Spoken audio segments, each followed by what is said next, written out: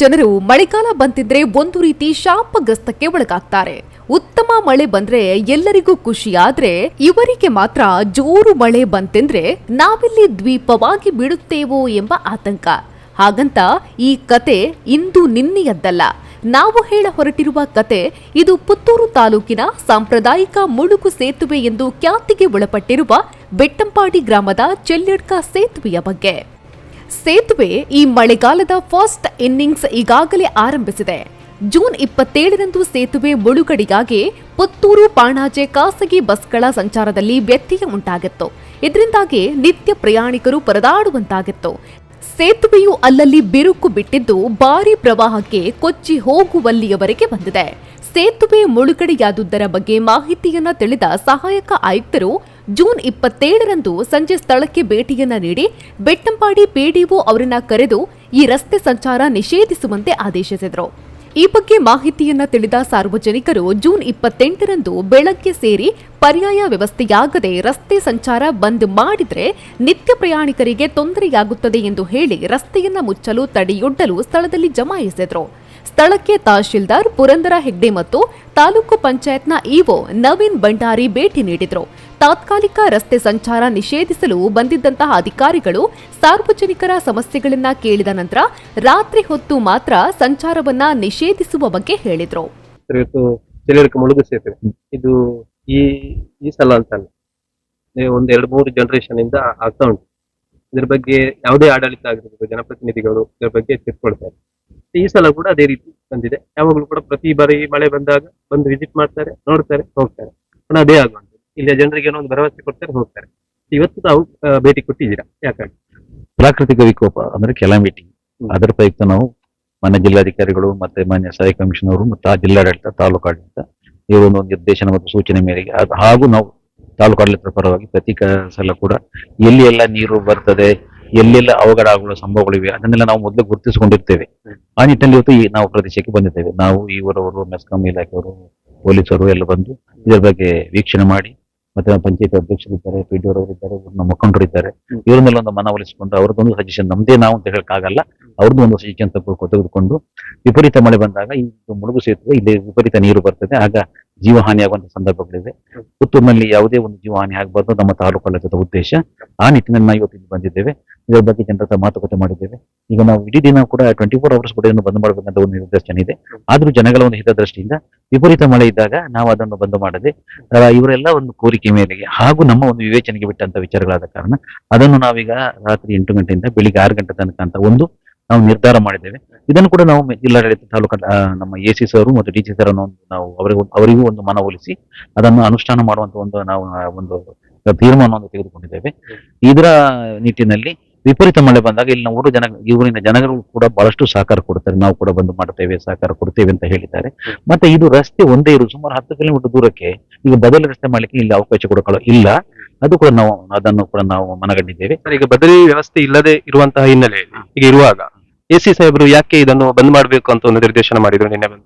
ಜೀವ ಉಳಿಸುವ ಒಂದೇ ಉದ್ದೇಶದಿಂದ ಅದನ್ನು ಹಾಗೆ ಹೇಳಿದ್ದಾರೆ. ಅಂದ್ರೆ ಜೀವ ಉಳಿಸಬೇಕು. ಹೌದು, ಎಷ್ಟೋ ಮಂದಿ ಈಗ ಈ ಭಾಗದ ಜನರು ಒಂದಷ್ಟು ದೀಪದ ರೀತಿಯಲ್ಲಿ ಕಾರ್ಯನಿರ್ವಹಿಸಬೇಕಾಗ್ತದೆ. ಶಾಲೆಗೆ ಹೋಗುವ ಮಕ್ಕಳು ಆಗಿರ್ಬೋದು, ಪ್ರತಿನಿತ್ಯ ವ್ಯವಹಾರ ಉದ್ಯೋಗಗಳಿಗೆ ಹೋಗುವವರು ಇಲ್ಲಿ ಬಾಕಿ ಆಗ್ತಾರೆ. ಹಾಗಾದ್ರೆ ಅವರು ಯಾವ ರೀತಿಯಾದಂತಹ ಮಾರ್ಗಗಳನ್ನು ಅನುಸರಿಸಬೇಕು ಅದು ಅವರನ್ನೇ ಕೇಳಬೇಕು. ಆ ಬಗ್ಗೆ ನನ್ನ ಪ್ರತಿಕ್ರಿಯೆ ಇಲ್ಲ, ನನ್ನ ಮೇಲಾಧಿಕಾರಿ ಅವರು. ಅಂದ್ರೆ ನಿಮಗೆ ವಿಪತ್ತು ನಿರ್ವಹಣೆ ಅದಕ್ಕೆ ಮೊದಲು ಸಭೆ ಬಂದಾಗ ಈ ವಿಚಾರಗಳು ಬಂದಿರಲಿಲ್ಲ ಸರ್? ಚೆಲ್ಯಡ್ಕ ಮುಳುಗು ಸೇತುವೆ ನಾನು ಒಂದು ವಾರ ಆಯ್ತು ಅಷ್ಟೇ ನನ್ನ ಗಮನ ಬಂದೆ. ತಾವು ಹೇಳಿದ್ದಕ್ಕೆ ನಾನು ಅದನ್ನು ಸ್ವಾಗತವಾಗಿ ಸ್ವೀಕರಿಸ್ತೇನೆ, ಸವಾಲಾಗಿ ಕೂಡ ಸ್ವೀಕರಿಸ್ತೇನೆ. ಆ ಬಗ್ಗೆ ಇನ್ನು ಹೆಚ್ಚಿನ ನಿಗಾ ವಹಿಸ್ತೇನೆ. ಈ ಒಂದು ಮುಳುಗು ಸೇತುವೆ ಶಾಶ್ವತವಾಗಿ ಇದಕ್ಕೊಂದು ಕಾಯಕಲ್ಪ ಸಿಗಬೇಕಾದ್ರೆ ನಿಮ್ಮ ಕಡೆಯಿಂದ ಏನು ಸರ್ಕಾರಕ್ಕೆ ಒಂದು ಮನವಿ ಮಾಡ್ತೀವಿ? ನಮ್ಮ ಕಡೆಯಿಂದ ಏನಂತೇಳಿ ನಾವು ಒಂದು ಅರ್ಜಿ ಅಥವಾ ಮನವಿಯನ್ನು ಸರ್ಕಾರಕ್ಕೆ ಕಳಿಸುವಂತ ಕ್ರಮವನ್ನು ನಾವು ಇಟ್ಟುಕೊಂಡಿದ್ದೇವೆ. ನಮ್ಗೆ ಈಗ ಮಾತ್ರ ಪ್ರಕೃತಿ ಕೋಪದ ಒಂದು ಜೀವವನ್ನು ಉಳಿಸುವಂತದ್ದು ನೆರೆ ಬಂದಾಗ ನಾವೇನು ಮುಂಜಾಗ್ರತಾ ಕ್ರಮ ತೆಗೆದುಕೊಳ್ಬೇಕು, ನಮ್ಗೇನು ಸರ್ಕಾರದ ಸೂಚನೆ ಇದೆ ಅದನ್ನು ಪಾಲಿಸುವಂತದ್ದು ಮತ್ತು ಜೀವಮಾನ ಇದು ಏನು ಸಾರ್ವಜನಿಕರ ಒಂದು ಜೀವ ಉಳಿಸುವಂತದ್ದು ಪ್ರಾಕೃತಿಕ ವಿಕೋಪದಲ್ಲಿ ನಾವು ಪಾಲ್ಗೊಳ್ಳುವಂತದ್ದು ಮುಖ್ಯ ಉದ್ದೇಶ. ಈಗ ರಾತ್ರಿ 8ರಿಂದ ಬೆಳಿಗ್ಗೆ 6 ಗಂಟೆವರೆಗೆ ಅಂದ್ರೆ ಹೇಗೆ ಬಂದ್ ಮಾಡ್ತೀವಿ ನಾವು? ಈಗ ನಾವು ನಮ್ಮ ಪೊಲೀಸ್ ಉಪನಿರೀಕ್ಷಕರು ಕೂಡ ಬಂದಿದ್ದಾರೆ. ಅವರ ಒಂದು ನಿರ್ದೇಶನ ಕೂಡ ನಾವು ಅವರ ಸೂಚನೆ ತಗೊಂಡಿದ್ದೇವೆ. ಅವರು ಕೂಡ ಅದಕ್ಕೆ ಒಪ್ಪಿದ್ದಾರೆ. ಆ ನಿಟ್ಟಿನಲ್ಲಿ ಈಗ ಅದನ್ನು ನಾವು ಹೇಗೆ ಅಂತೇಳಿ ನಾವು ಅವ್ರ ಹತ್ರ ಮಾತಾಡಿದ್ದೇವೆ. ಇನ್ನು ಸೂಕ್ಷ್ಮವಾಗಿ ನಾನು ಅವ್ರ ಹತ್ರ ಮಾತುಕತೆ ಮಾಡ್ತೇನೆ. ಅದು ಕೂಡ ಅಲ್ಲಿ ಈಗ ಪ್ರತಿ ಸಲ ಕೂಡ ಇಲ್ಲಿ ರಾತ್ರಿ 24 hours ಪೊಲೀಸರನ್ನು ಹಾಕಲಿಕ್ಕೆ ಇಲ್ಲಿ ಸೊಳ್ಳೆ ಕಾಟಗಳು, ಮಳೆ ವಿಪರೀತ ಬರ್ತಿದೆ, ನಿಲ್ಲಿಕ್ಕೆ ವ್ಯವಸ್ಥೆ ಇಲ್ಲ, ಅದನ್ನು ನಾವು ಮನಗಣಬೇಕು, ನೋಡ್ಬೇಕಾಗ್ತದೆ. ಅದರ ಜೊತೆಗೆ ಈ ಒಂದು ಏನು ಬಂದ್ ಮಾಡುವಂತ ಕ್ರಮ, ಅದಕ್ಕೆ ಜನರಿಗೆ ಹೋಗ್ಲಿಕ್ಕೆ. ಮತ್ತೆ ಏನಂದ್ರೆ ಜನರು ಕೆಲವೊಮ್ಮೆ ದುರುಪಯೋಗ ಮಾಡಿ, ಒಳ್ಳೆಯವರು ಇದ್ದಾರೆ ಪ್ರತಿಯೊಂದು ಊರಲ್ಲಿ, ಕೆಟ್ಟವರು ಇದ್ದಾರೆ ಪ್ರತಿಯೊಂದು ಕಡೆ ಕೂಡ. ಅವ್ರು ಎಂತ ಮಾಡ್ತಾರೆ ಅಂತ ಹೇಳಿದ್ರೆ ಕೆಲವು ಸಲ ಓಪನ್ ಮಾಡಿ ಹೋಗ್ತಾರೆ. ಒಂದು ಗಾಡಿಯಲ್ಲಿ 3-4 ಜನ ಬರ್ತಾರೆ, 10 ಜನ ಬರ್ತಾರೆ, ಅದನ್ನ ತೆಗೆದು ಬಿಸಾಕಿ ಹೋಗುವಂತ ಸಂಭವಗಳು ಇರ್ತವೆ. ಎಲ್ಲವನ್ನು ರಾತ್ರಿ ಆಗಲು ಕಾಯಲಿಕ್ಕೆ ಆಗಲ್ಲ. ಇಡೀ ನಮ್ಮ ಈಗ ದಕ್ಷಿಣ ಕನ್ನಡ ಜಿಲ್ಲೆಯಲ್ಲಿ ವಿಪರೀತವಾದ ಮಳೆ ಇದೆ, ವಿಪರೀತವಾದ ಒಂದು ಅನಾಹುತಗಳಾಗಿವೆ, ನೀವು ನೋಡಬಹುದು ಬೇರೆ ಬೇರೆ ತಾಲೂಕುಗಳಲ್ಲಿ. ಆ ನಿಟ್ಟಿನಲ್ಲಿ ನಾವು ನಿಯಮಾನುಸಾರ ಸೂಕ್ತ ಕ್ರಮ ತೆಗೆದುಕೊಳ್ತೇವೆ. ಈಗ ಒಂದು ವೇಳೆ ಪರ್ಯಾಯವಾಗಿ ಸರ್, ಈಗ ಈ ಭಾಗದವರಿಗೆ ಒಂದಷ್ಟು ಬಸ್ನ ವ್ಯವಸ್ಥೆ ಏನಾದ್ರು ಮಾಡಿದ್ರೆ ಈ ಸಮಸ್ಯೆ ಪರಿಹಾರ ಆಗ್ಬೋದಾ ಈ ತಾತ್ಕಾಲಿಕವಾಗಿ? ನಾನು ಆ ಬಗ್ಗೆ ನಾನು ಹೇಳುವಂತ ಒಂದು ಏನು ನಮ್ಮಲ್ಲಿ ಆ ಶಕ್ತಿ ನಮ್ಮಲ್ಲಿ ಇಲ್ಲ. ಬಸ್ಸಿನ ವ್ಯವಸ್ಥೆಗೆ ತಕ್ಷಣ ರಸ್ತೆ ಮಾಡಿಕೊಡಿ, ತಕ್ಷಣ ಟ್ಯಾಂಕ್ ಮಾಡಿಕೊಡಿ, ಅಭಿವೃದ್ಧಿ ಕೆಲಸ ಮಾಡಿ ಅಂತ ಹೇಳಿದ್ರೆ ನನಗೆ ಈಗ ಉತ್ತರ ಕೊಡ್ಲಿಕ್ಕೆ ಸ್ವಲ್ಪ ಕಷ್ಟ ಆಗ್ಬೋದು. ಮುಂದೆ ನಾವು ನಿಮ್ಮ ಜೊತೆಯಾಗಿ ನಾವು ಕೂತು ಒಂದು ಮಾತಾಡಿದ್ರೆ ಅದಕ್ಕೂ ನಮ್ಮ ಅವಕಾಶಗಳಿವೆ, ಮುಕ್ತ ಅವಕಾಶ ನಿಮಗೆ ಕೊಡ್ತೇನೆ. ಸೇತುವೆ ಮುಳುಗುವ, ಮಳೆ ಜಾಸ್ತಿ ಬಂದ್ರೆ ಮುಳುಗುವ ಒಂದು ನಿಟ್ಟಿನಲ್ಲಿ ನಾವು ಇಲ್ಲಿ ಸೇರಿದ್ದೇವೆ. ಆ ನಿಟ್ಟಿನಲ್ಲಿ ತಹಸೀಲ್ದಾರರು ಸಹ, ನಾವು PDO ಸಹ, ಎಲ್ಲ ಗ್ರಾಮ ಪಂಚಾಯತ್ ಅಧ್ಯಕ್ಷರು, ಸದಸ್ಯರು ಎಲ್ಲ ಇಲ್ಲಿ ಇದ್ದಾರೆ.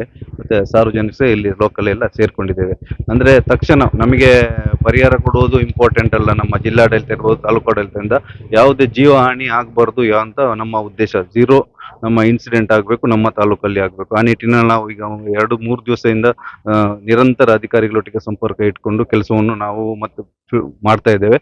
ಹಾಗೆ ನಾನು ಮತ್ತೆ ತಹಸೀಲ್ದಾರ್ ಎಲ್ಲ ಫೀಲ್ಡ್ಗೆ ಕೆಲವು ಲ್ಯಾಂಡ್ ಸ್ಲೈಡಿಂಗ್ ಆಗುವಂತ ಮನೆ ಹತ್ರ ನಾವು ಈಗ ಆಲ್ರೆಡಿ ಎಲ್ಲ ಗ್ರಾಮ ಪಂಚಾಯತ್ ಸೂಚಿಸಿದ್ದೇವೆ. ಅದನ್ನು ಐಡೆಂಟಿಫಿಕೇಶನ್ ಮಾಡ್ಲಿಕ್ಕೆ ಅವರನ್ನು ಎಲ್ಲಿಯಾದ್ರೂ ಕೇರ್ ಸೆಂಟರ್ ನಾವು ಗುರುತಿಸಿದ್ದೇವೆ ಆಲ್ರೆಡಿ ಅಲ್ಲಿಗೆ ನಾವು ಇಮಿಡಿಯೇಟ್ ತಕ್ಷಣ, ಅದಕ್ಕೆ ಯಾವುದೇ ಟೈಮ್ ಲಿಮಿಟ್ ಯಾವುದೂ ಇಲ್ಲ, ಇಮಿಡಿಯೇಟ್ ಅವರನ್ನು ನಾವು ಫೋರ್ಸ್ಫುಲ್ ಆಗಿ ನಾವು ಮನೆಯಿಂದ ಕರ್ಕೊಂಡು ಬರ್ಲಿಕ್ಕೆ ನಾವು ಈಗ ತಯಾರಿದ್ದೇವೆ. ಎಲ್ಲ ತಾಲೂಕು ಆಡಳಿತ ಎಲ್ಲ ನಮ್ಮ ತಹಸೀಲ್ದಾರ್ ಒಟ್ಟಿಗೆ ಎಲ್ಲ ರೆಡಿ ಇದ್ದೇವೆ.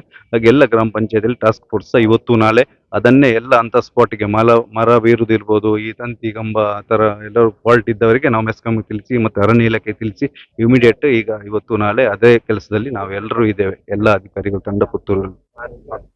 ಈ ಒಂದು ಸೇತುವೆ ಬಗ್ಗೆ ಕಳೆದ ಈಗ ಹಾಲಿ ಶಾಸಕರು ಈಗಾಗಲೇ ಹೇಳಿದ್ದಾರೆ 2 ತಿಂಗಳ ಅವಧಿಯಲ್ಲಿ ಇದಕ್ಕೆ ಒಂದು ಅನುದಾನ ಇಟ್ಟುಕೊಂಡು ಅದರ ಅಭಿವೃದ್ಧಿ ಕಾರ್ಯ ನಡೆಸಲಿಕ್ಕೆ ಆಗ್ತದೆ ಅಂತ. ಇದರ ಬಗ್ಗೆ ಏನಾದ್ರು ಮಾಹಿತಿ ಇದೆ? ತಮಗೆ ಸಹ ಗೊತ್ತು ಎಲ್ಲ. ಈಗ ಸ್ಯಾಂಕ್ಷನ್ ಸರ್ಕಾರದ ಹಂತದ್ದು. ನಾವು ಅಂದ್ರೆ ಈಗ ತಕ್ಷಣ ಬಂದಿರೋದು, ನಾವು ಪ್ರಾಕೃತಿಕ ವಿಕೋಪದಾಗೆ ತುಂಬಾ ಅಲರ್ಟ್ ಅಲ್ಲಿ ಎಲ್ಲ ಕಡೆ ಈ ತರ ನಾವು ವಿಸಿಟ್ ಮಾಡ್ತಾ ಇದ್ದೇವೆ. ಅಂತ ಡೇಂಜರಸ್ ಸ್ಪಾಟ್ಸ್ ಐಡೆಂಟಿಫಿಕೇಶನ್ ಮಾಡ್ತೀವಿ. ಕೆಲವು ಮನೆ ವೀಕ್ ಇರ್ತದೆ, ಆದ್ರೂ ಮನೆಯಿಂದ ಬರ್ಲಿಕ್ಕೆ ರೆಡಿ ಇರುವುದಿಲ್ಲ ಅಂತ ನಾವು ಅಧಿಕಾರಿಗಳಾಗಿ ನಾವು ಫೋರ್ಸ್ಫುಲ್ ಆಗಿ ಅವ್ರನ್ನ ಕರ್ಕೊಂಡು ಬರುವಂತ ಕೆಲಸವನ್ನು ಈಗ ಮಾಡ್ತಾ ಇದ್ದೇವೆ. ಯಾವುದೇ ಜೀವ ಹಾನಿ ನಮ್ಮ ತಾಲೂಕಲ್ಲಿ ಆಗಬರುವ ನಿಟ್ಟಿನಲ್ಲಿ ತುಂಬಾ ಅಲರ್ಟ್ ಆಗಿ ಕೆಲಸ ಮಾಡ್ತಾ ಇದ್ದೇವೆ.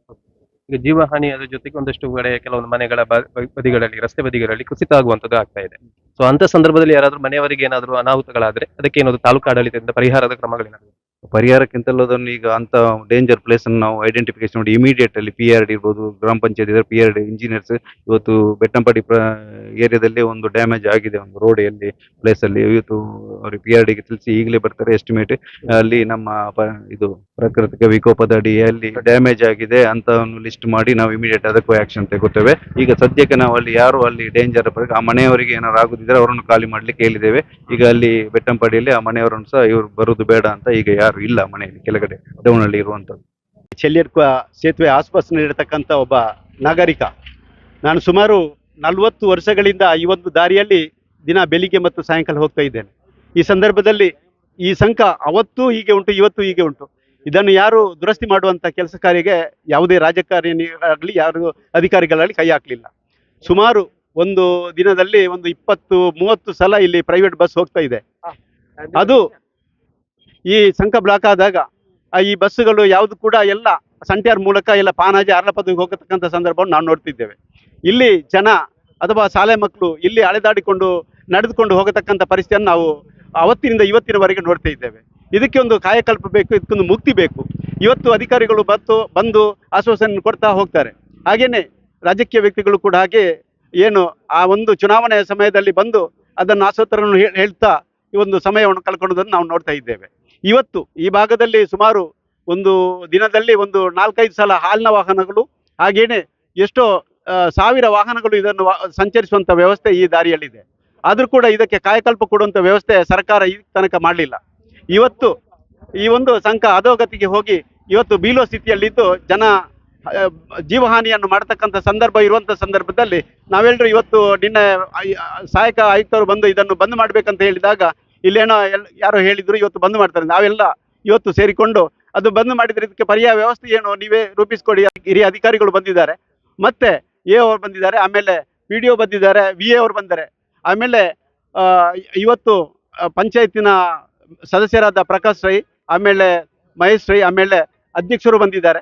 ಇವರೆಲ್ಲ ಇವತ್ತು ನಿಂತುಕೊಂಡು ಇದನ್ನು ಒಂದು ಹೇಗೆ ಪರಿಹರಿಸುವಂತ ಹೇಳಿ ತೀರ್ಮಾನ ಮಾಡಿ ಬೆಳಿಗ್ಗೆ 6ರಿಂದ ಸಾಯಂಕಾಲ 8 ಗಂಟೆವರೆಗೆ ಇದನ್ನು ಈ ಒಂದು ಸಂಘವನ್ನು ಓಪನ್ ಮಾಡಿ ಬಿಟ್ಟು ಮತ್ತೆ ಮುಚ್ಚುವಂತ ವ್ಯವಸ್ಥೆ, ರಾತ್ರಿ ಅದನ್ನು ಮುಚ್ಚಿ 6 ಗಂಟೆಗೆ ಓಪನ್ ಮಾಡತಕ್ಕಂಥ ಒಂದು ಕೆಲಸ ಕಾರ್ಯಗಳು ಇವತ್ತು ಕೈ ಹಾಕಿದ್ದಾರೆ.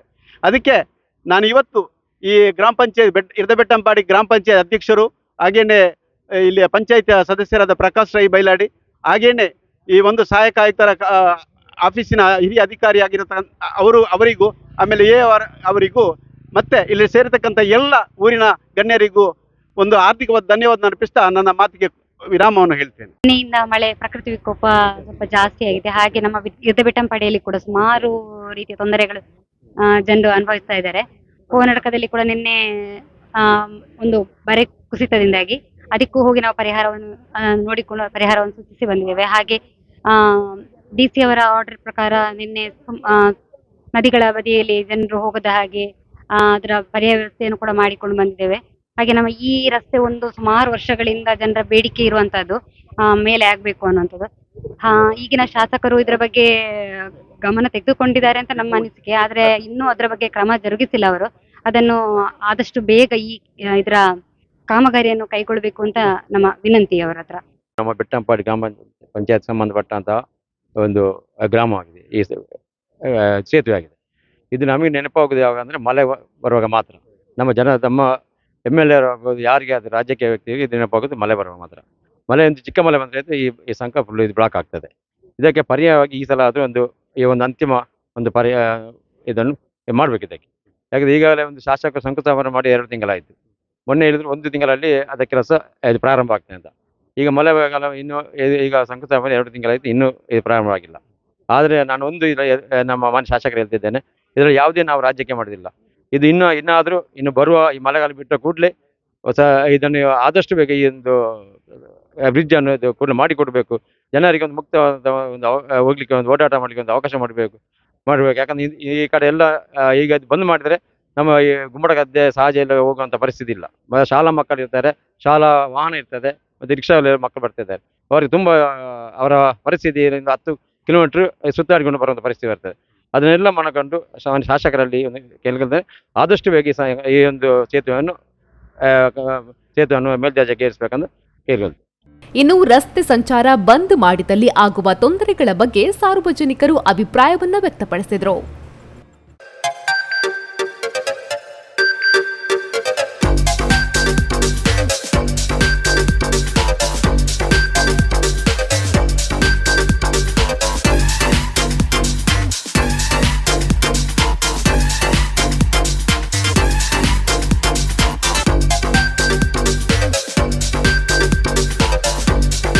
Navratan Electrical and Plumbing Wholesale Dealers in Electricals, Plumbing, Hardware, Home Appliances, Sanitary, LED Lights and Electronics. All brands electronics and electrical items are under one roof. Navratan Electrical and Plumbing, opposite Sachin Traders, Main Road, Darbe, Puttur. Contact 8105973951, 9481644951, 9663814451, 08251 200 551. ಸುದ್ದಿ channel, ಕ್ಷಣ ಕ್ಷಣದ ಸುದ್ದಿಗಾಗಿ.